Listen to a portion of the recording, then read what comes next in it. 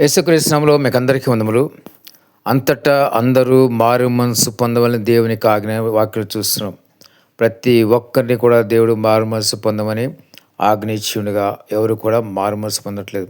ఎవరైతే మారు మనసు పొందుతారో వాళ్ళు మాత్రమే పరిశుద్ధ పట్టణానికి వెళ్తారు. అంటే మారు మనసు పొందితే అది మారు మనసు ముద్ర వేసుకోవడం కాదు.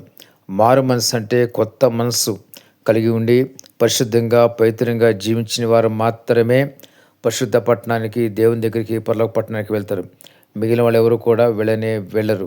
గమనించండి, జ్ఞాపం చేసుకోండి. మిగిలిన వాళ్ళందరూ కూడా నిత్య నరకాగ్నికి వెళ్ళిపోవాల్సిందే. ఎందుకంటే దేవుని వాక్యం సెలవిస్తుంది, అగ్ని ఆరదు, పురుగు చావదని. ఆ నరకములు ఎవరు వేయబడతారు? పాపులందరూ కూడా నరకానికి వెళ్ళిపోతారు. ఇదైతే వాస్తవమైంటుంది. అందుకనే పాపులను రక్షించడానికి దేవుడి లోకానికి వచ్చినప్పుడు, మరి రక్షిస్తాను రమ్మని చెప్తున్నప్పుడు, మరి క్షమిస్తాను రమ్మని చెప్పినప్పుడు మీరు దేవుని దగ్గర రాకపోతే కనుక అది మీ యొక్క మరి ఆ తప్పిదమే కావచ్చు, మీకు అనాలోచన కావచ్చు, ఏదైనా కావచ్చు.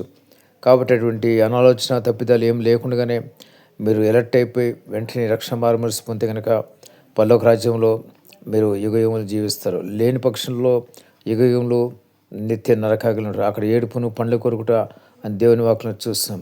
అక్కడ ఎప్పుడు కూడా మనిషి కాలిపోతే ఉంటాడు కానీ చనిపోడు. అందుకనే అది రెండో మరణం అని చెప్పబడింది. రెండో మరణం అంటే మొదట మనం భూలోకంలో శారీరకంగా, అతను రెండో మరణం ఏంటంటే నరకంలో వేయబడటం. కాబట్టి రెండో మరణం లేకుండా ఉన్న వ్యక్తే రక్షించబడట అంటారు. ఎవరైతే మరి మారు మనసు పొందుతారో వాళ్ళు మరి నరకానికి వేయబడకుండా రక్షించబడతారు. అందుకనే రక్షణ అంటారు. కాబట్టి జ్ఞాపం చేసుకోండి, మీరు సిద్ధంగా ఉండండి. దినములు చాలా తక్కువైపోతున్నాయి. ఎక్కడ చూసినా వరదలు, విపత్తులు, కాల్చుకోవటాలు, చంపుకోవటాలు ఇవన్నీ కూడా అంత్య దినాల్లో జరగవలసినవి జరిగిపోతున్నాయి. కాబట్టి జ్ఞాపం చేసుకుని గమనించండి, సిద్ధంగా ఉండండి, పరిశుద్ధంగా ఉండండి. దేవుడు క్షమిస్తాడు, పరిశుద్ధపరుస్తాడు, పరిశుద్ధ పట్టణానికి మిమ్మల్ని తీసుకుని వెళ్తాడు. మీరు ఆలస్యం చేసినా, నిర్లక్ష్యం చేసినా మరి యుగములు నరకాగ్నికి వెళ్ళిపోవాల్సిందే. అజాగ్రత్తగా ఉంటే ఎవరు కూడా ఏం చేయలేరు. అది మీ ఆసక్తిని బట్టి ఉంటుంది.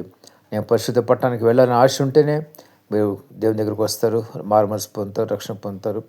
ఆయన రక్తం మీ పాపాలని ఆయన రక్తంలో కడుక్కుంటారు.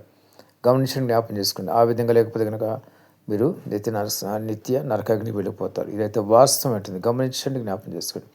పదే పదే అనేక సార్లు చెప్పడం దేనికంటే ఒక్క ఆత్మ కూడా నశించిపోకూడదు, ఒక్క ఆత్మ కూడా నరకానికి వెళ్ళకూడదని అనేక సార్లు చెప్పాల్సి వస్తుంది.